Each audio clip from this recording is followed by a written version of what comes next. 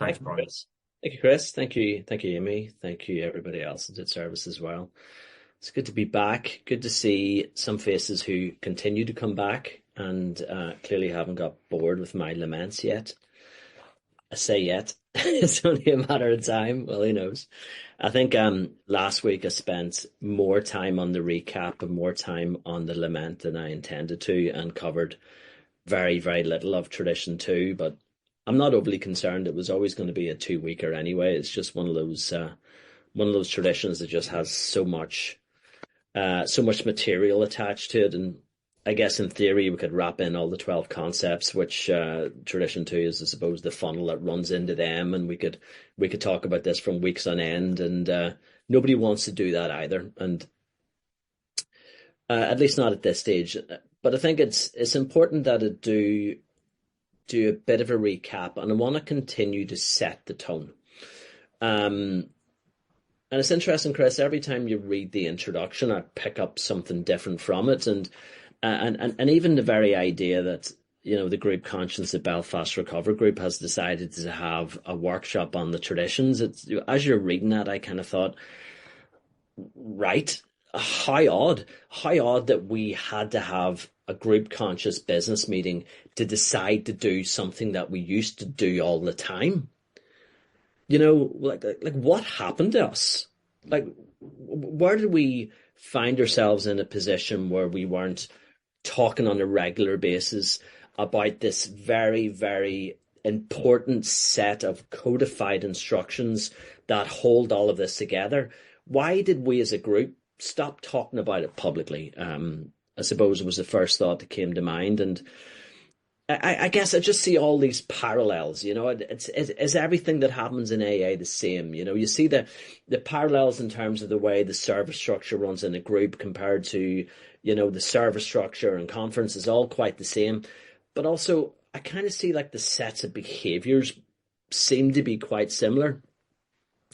And normally what we do is we go through the whole the part in the forward to the second edition. Well, I like to go through that in this workshop, and I'm just going to summarize it really, really quickly because, like I say, I waffled on a bit too long last time. But, it tells that story of a bunch of lads got together, figured out a bit of a coding system, that went on to be called the 12 steps. They figured that out through trial and error, put a book together, things started to pick up.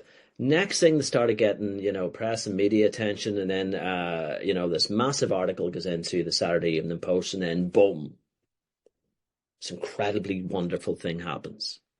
AA becomes this national institution practically overnight. Isn't that a nice thing? No, I suppose is the plain and simple answer to that. If you look at it from a certain angle, and that is that level of growth isn't necessarily beneficial to any organization whose value system needs to be held together.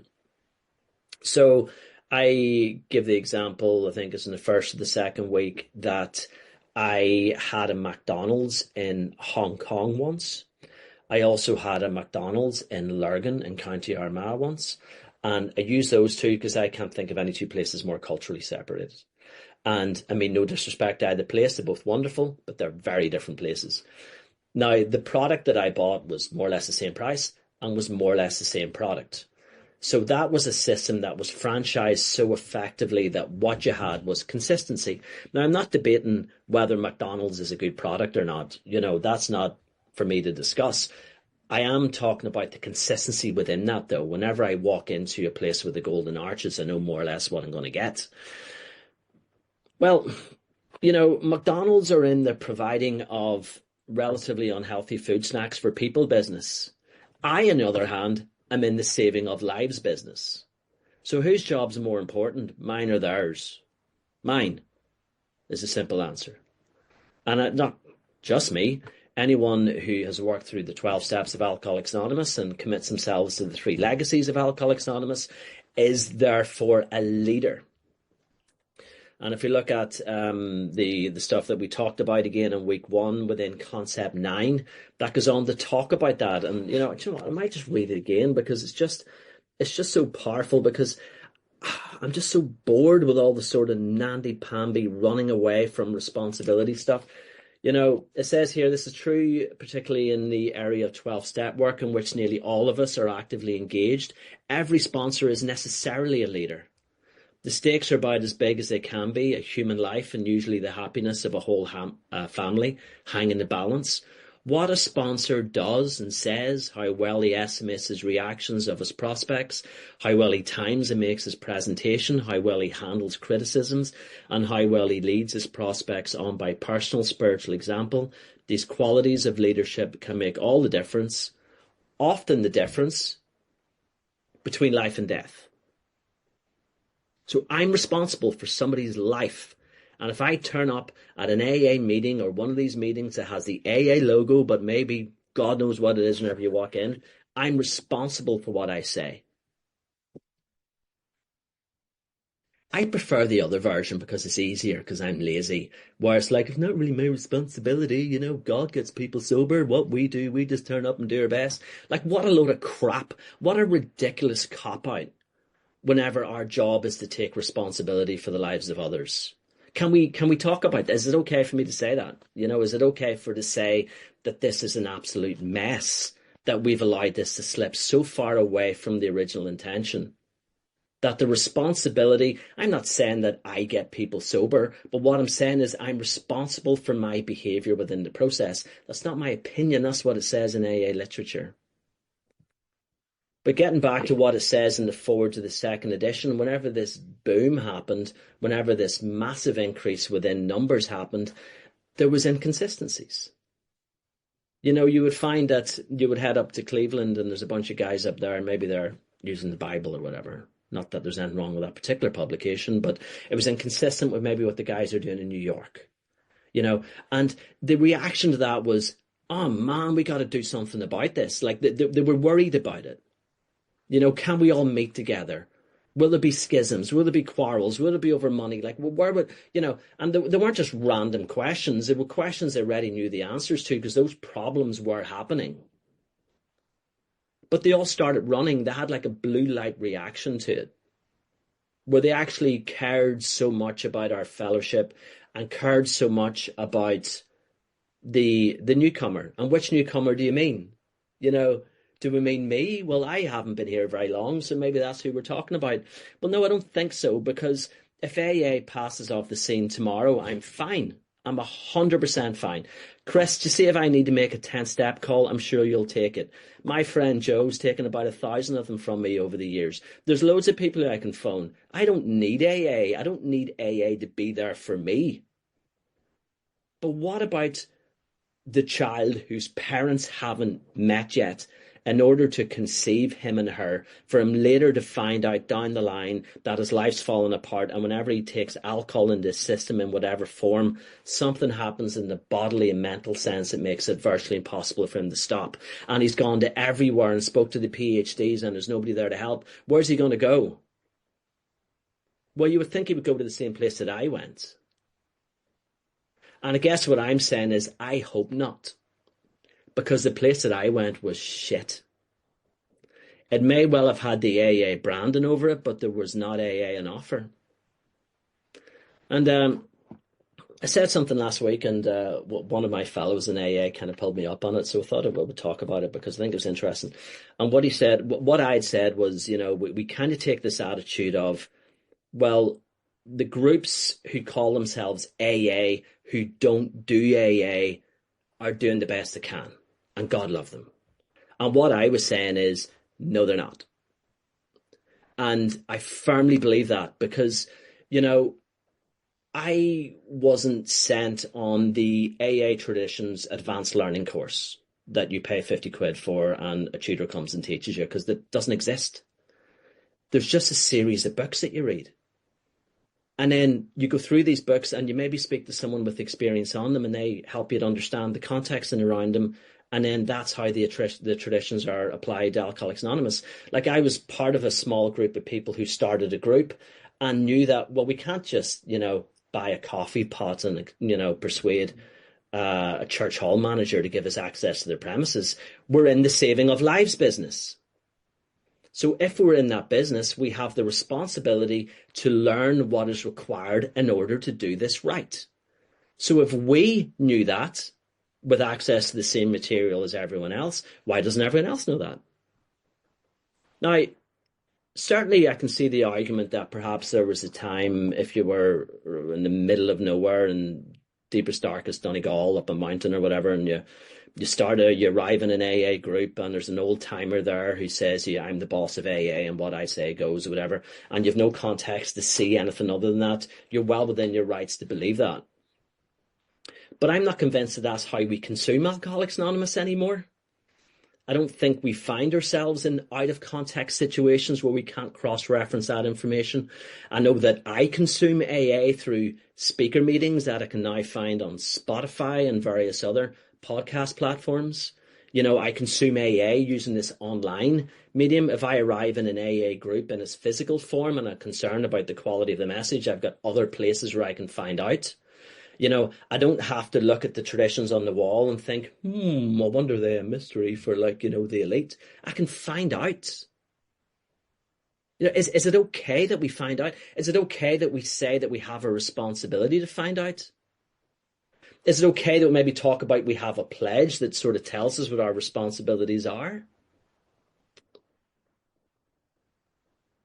Is it okay that we maybe just call bullshit on a lot of this stuff? I don't know. I guess I think so. And, whenever the group asks me to do this particular workshop, I was very, very pleased and honored to be of service to the group. But I responded saying, well, if you want me to do it, I'm going to have to do it from where I'm at the moment. And I have to tell you the truth. And this is from someone who was part of a group of 4 people who started a group. One since has died. Took his own life because alcoholism got the better of him. And then there was 3 of us, trying to make this work in a world where Alcoholics Anonymous in Ireland decided they didn't want people like us. And what sort of people are they? People who sit there with highlighters with their big book going through it. Maybe we don't want people like that in AA. Maybe we don't want people who say that sponsorship's really important. The idea of offering sponsorship was frowned upon, and it was mentioned in meetings that this crazy groups are actually offering people sponsorship. We don't do that. It's not awful. At one point I thought I was going to go home and find an upside down cross burning in the front of my house because Alcoholics Anonymous didn't want me to be part of it, because we were saying to people, do you know what? This is how I got sober. And if you're willing to go to any lengths to get what I have, which is like complete freedom, I can help you with that. So the thing that was calling itself Alcoholics Anonymous was apostate to Alcoholics Anonymous. So forgive me if I don't give a fuck if you think that I should say this or not, because that's what I'm saying, because that's what happened.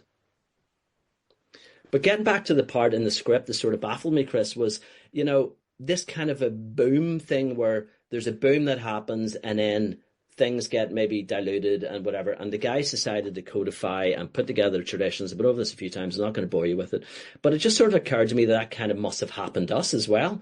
Because whenever we were nerding it out at the back of our church hall with our little highlighters and whatever, we were also not particularly effective because nobody came to visit us, because, I don't know, I guess they thought we were pretentious or something, and perhaps they were right.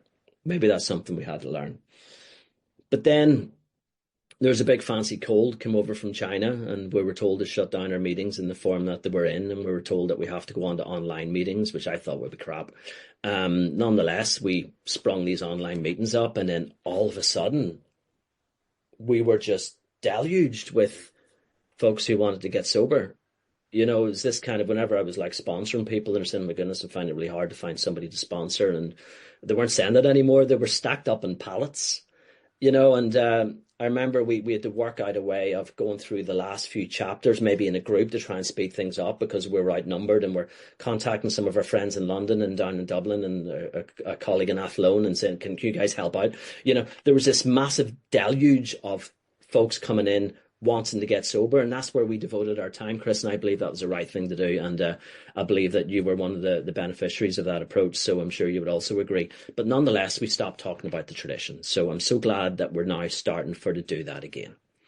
All right, that's the end of my lament. I'm going to get down to business now because last week I covered very little because I was in a ranty mood, and it's done now. I've said what I needed to say. I think the tone has been set. All right, tradition one.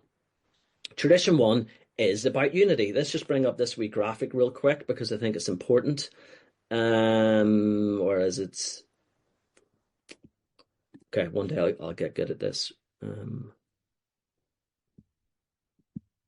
Okay, so this wee graphic where we have the traditions laid out like this. Right,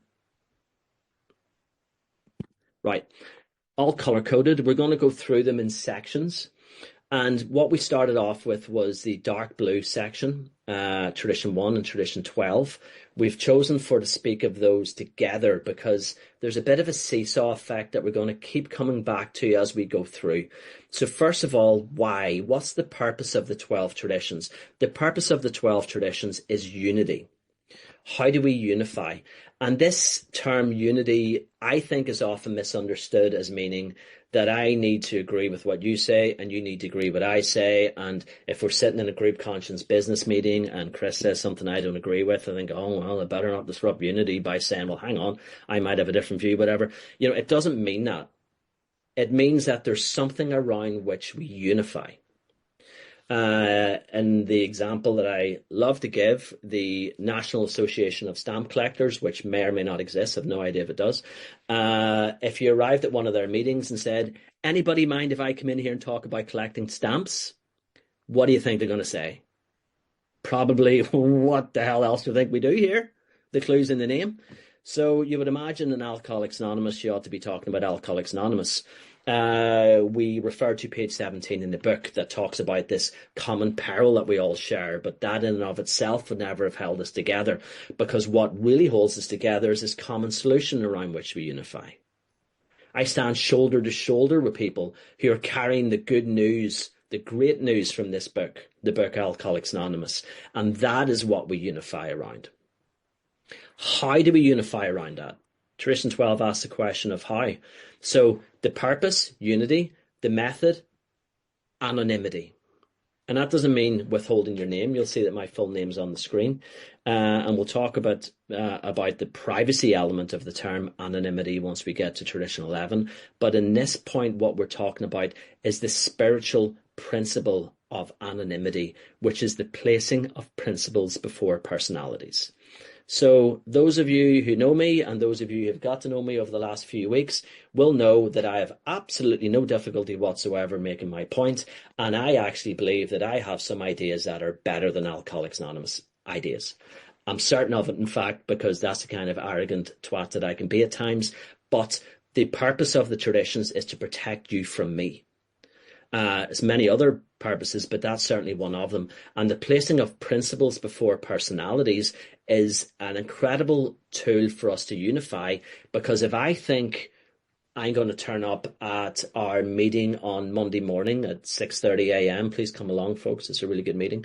But if I decide I'm going to go along there and talk about, let me think, a book by a very influential German spiritualist who likes to stay in the present moment, instead of talking about Alcoholics Anonymous, that's not for to say there's anything wrong with that particular publication. Or maybe I prefer the Quran because that's something I'm studying at the moment and I want to talk about that. I'm not saying there's anything wrong with that particular publication either. But the principles of Alcoholics Anonymous would have me talk about the 12 steps. And whenever we say principles, we're not talking in a general sense principles. It's not like, well, my principles as a working class man, for example, whatever. We're talking specifically about the 36 principles of Alcoholics Anonymous. Okay, so what are they? Well, it's really straightforward. And again, just to recap, I'll go through this really quickly. Within the 3 legacies of Alcoholics Anonymous, the unity principles are the 12 traditions, which we're going to talk more about. The service principles are the 12 concepts for world service, and recovery, of course, are the 12 steps. So whenever I find myself actively involved in a group conscious business meeting, I want to be saying things like, well, the big book says, so therefore I suggest, or in accordance with tradition 7, we should do the money, whatever way, trying to tether what it is that I'm suggesting to the principles of Alcoholics Anonymous, because I'm placing the consistency that comes from that. in front of my own ideas. So rather than saying things like, all right, well, I run a business and in my business we would do it that way, who cares? Unless that's relevant to the principles of Alcoholics Anonymous. And that is how we unify.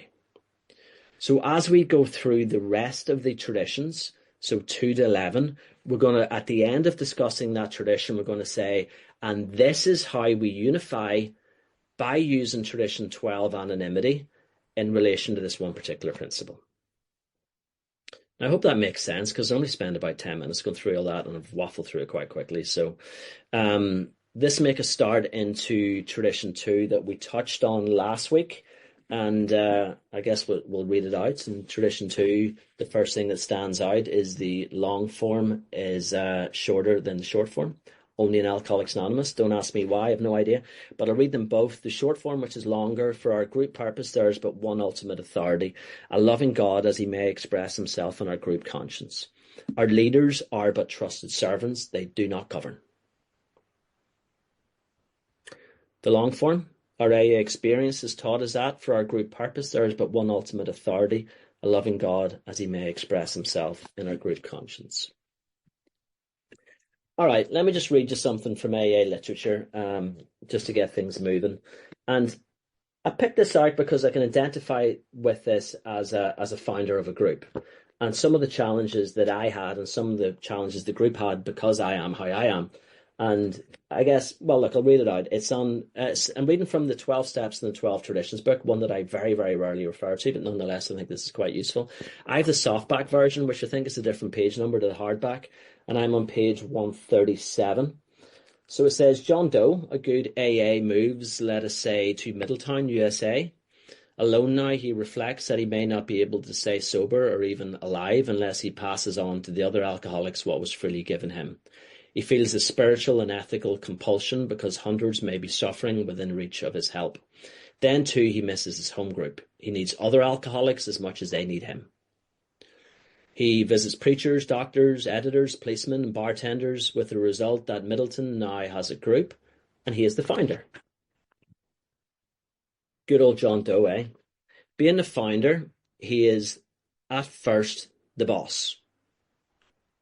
Who else could be? Very soon, though, he assumed authority to run everything. His assumed authority to run everything begins to be shared with the first alcoholics he has helped.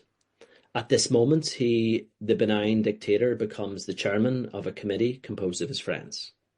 So he's the founder, so he's the boss. Quite rightly so. That's just the way it goes. And then a few more people come along, and then there's a committee. He's maybe not the boss, but he's the chairman and maybe feels a bit boss-like. These are the growing group's hierarchy of service, self-appointed, of course, because there is no other way. In a matter of months, AA booms in Middletown because they're actively carrying the message. I guess they're doing what AA groups are meant to do. People come in saying, oh man, I can't stop drinking. And we go, amazing, we can help you with that. There's a sponsor in a big book. They work through the damn thing. At the end of it, they become sober. And then people come to them, do the same thing, and it just keeps happening. And people, keep getting sober. It's very straightforward. That's what happened in this mythical town of Middletown, USA. The founder and his friends channel spirituality to newcomers, hire halls, make hospital arrangements, and entreat their wives to brew gallons of coffee. Being on the human side, the founder and his friends may bask a little in glory. They say to one another, perhaps it would be a good idea if we continue to keep a firm hand in AA in this town. After all, we are experienced. Besides, look at all the good we've done these drunks. They should be grateful. True founders and their friends are sometimes wiser and more humble than this, but more often at this stage, they are not. I'm not saying that I identify with this and I behaved in such a fashion at any point in the story of this group, but our group members may see that differently. Growing pains now beset the group. Scrounge or scrounge, lonely hearts pine, problems descend like an avalanche. Still more important, murmurs are heard in the body politic, which swell into a loud cry, do these old-timers think they can run this group forever? Let's have an election. The founder and his friends are hurt and depressed. They rush from crisis to crisis, from member to member, pleading, but it's no use, the revolution is on. The group conscience is about to take over. Now comes the election. If the founder and his friends have served well, they may, to their surprise, be reinstated for a time. If, however, they have heavily resisted the rising tide of democracy, they may be summarily beached.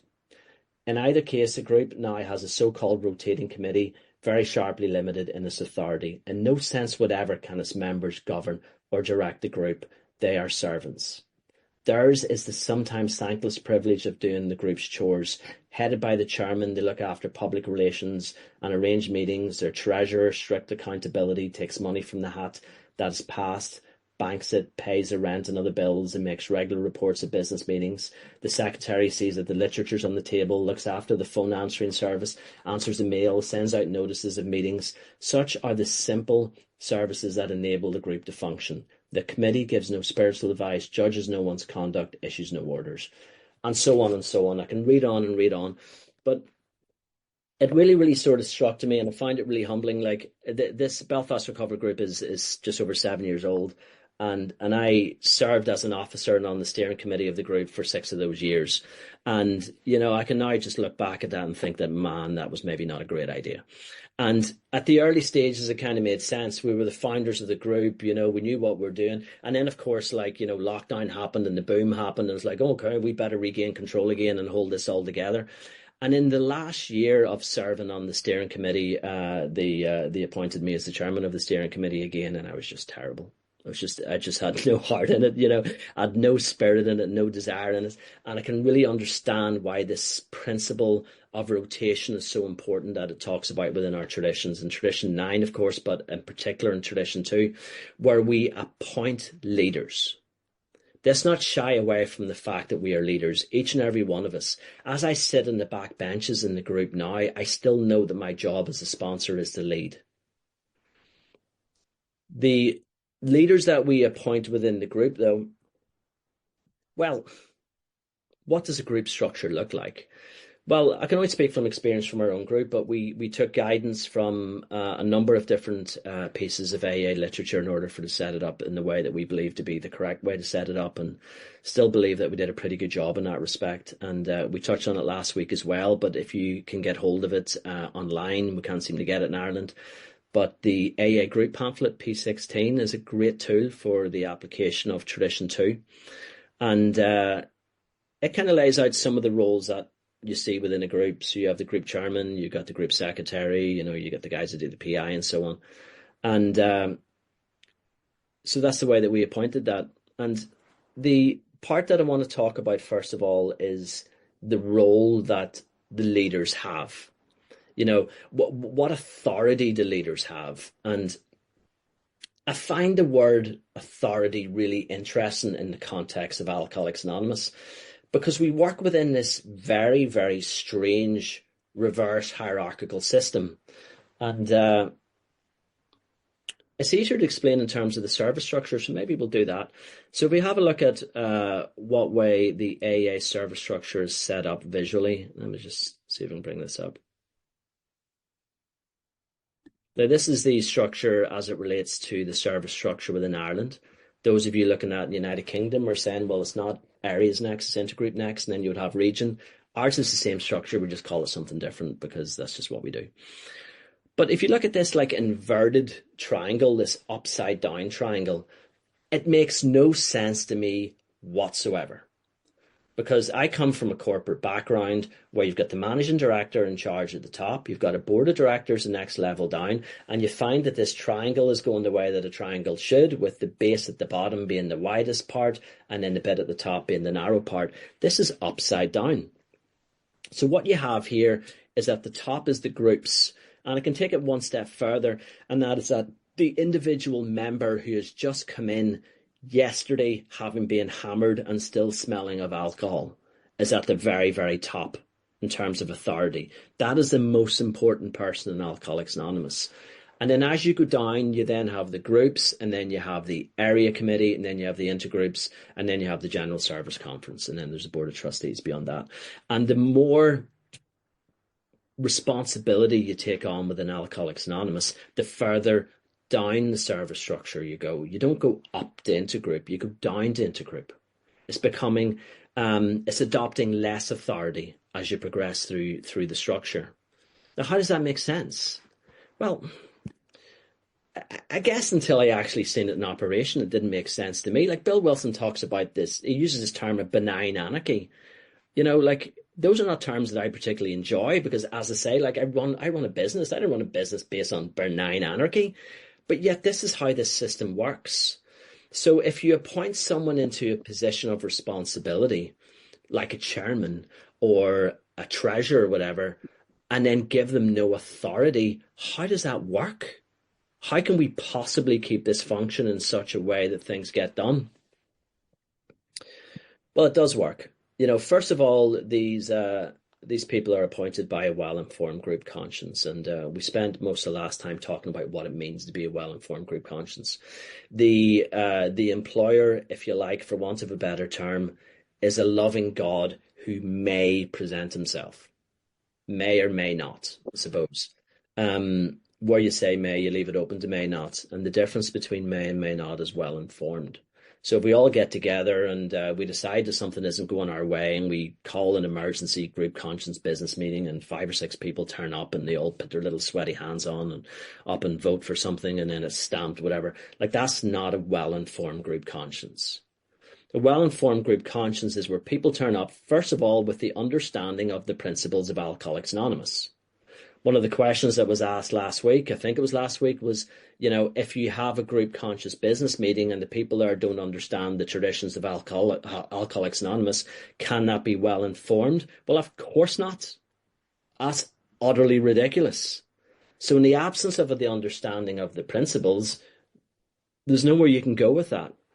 But even on the understanding that the principles are understood, you then have the responsibility to ensure that all the pertinent information is sent in advance. Chris, you served as our chairman of the group conscience last year, didn't you? Wasn't it last year? And I noticed that you always, every single time there was a meeting in advance, 7 days in advance, sent the agenda. If there was any points raised, there was the pertinent information attached to that was sent 7 days in advance so I can have a good read at it, so I can decide where I'm at. I can do my meditation on it. I can refer to AA literature. I can get myself ready so whenever I turn up, I'm turning up at a well-informed group conscience. So that was important. So thank you for doing that because that keeps us in line with that. Because then we have this entity that turns up, a loving God who may present himself. And what does that mean? Well, if you're going to ask me what God means, I'm going to tell you that that's a discipline reserved to the artists and the poets, and it's not my place to try and figure out such a riddle. But what I'm saying is, whenever I was an officer of the group, I didn't work for any individual in the group. There was something happened whenever the collective group came together in a well-informed position that generated a force to which I was accountable. That might sound a little bit woo-woo, but we are working within a spiritual fellowship where that collective voice, that collective well-informed voice was something that I served. The role of the officers or anyone who was given a position within the group, and I'm realizing how quickly the time's gone by here. I've got some literature to refer to back this up. I may well run out of time, so if you want to hold me accountable to that, please contact me afterwards, and I'll give you all my notes. But if you're appointed as, let me see, in a physical meeting, the tea and coffee maker, then the tea and coffee maker is permitted to get on and do that job. One of the first group conscience business meetings, if you can call it that I attended in a group before we started this one, there was like 20 minutes talking about what we're going to get polystyrene cups, or we get the plastic ones that we got the last time. We'll get ones a wee bit bigger. And there was talking for ages about this. It was just like this nonsense of time being spent. Whereas in a well-informed group conscience, somebody is appointed to take responsibility for that. They are trusted with that. They are a trusted servant. They're the tea and coffee guy, and they just go ahead and buy the goddamn cups. It's not the purpose of the group conscious business meeting to have these big prolonged conversations about minutiae. But equally, whenever they appoint a committee, and it could be the officers of the group, which is the way that Belfast Recovery Group started off. And then as the group got bigger, we then appointed a steering committee. And again, please refer to pamphlet P16 about the purpose of a steering committee and why one would have a steering committee. But it talks about the steering committee does what AA cannot or should not do. And I think that's really interesting terminology. So steering committee is probably the most experienced people in the group. They're asked for to sit on a committee for a number of years, and they act as a sounding board, and they also act as the ultimate servants to the group. So if there is a job needed done, the steering committee is tasked with going and doing that job. So let me give you an example. Whenever lockdown happened and all of a sudden we had to decide what we need to do, and we need to decide it by tomorrow, to call a group conscience business meeting and get a bunch of people who are emotionally attached and worried and afraid to the whole situation for to vote on something randomly and quickly would have been the wrong thing to do. So in that situation, that's something that we felt the group conscience should not do. So it fell upon the steering committee to spend the time to make the right decisions on behalf of the group, which of course they did.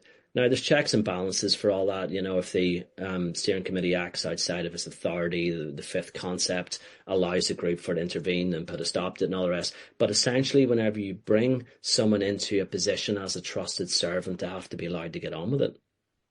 So that's what we do as a group, and we allow our trusted servants to be trusted and to act on behalf of the group. And then these decisions are made on a day-to-day basis. Thank you. These decisions are made on a day-to-day basis to do with the running of the group, and in between, whenever we have our business meetings, then perhaps that's the time whenever other larger decisions are made that require more confirmation and more time and more discussion.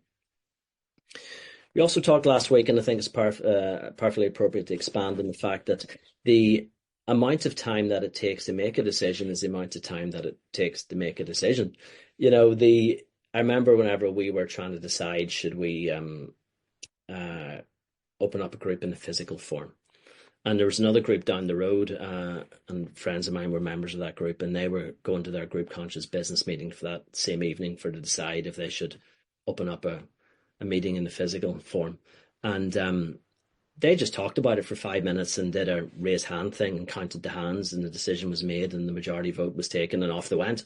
Whereas what we did is we looked at it and said, right, well, what information do we know? What way are we now covered with insurance? What are the implications? And we spent time on it. And at the end of that, we didn't have any consistency within the group that would suggest that we as a united group had made a decision. We hadn't unified around that decision.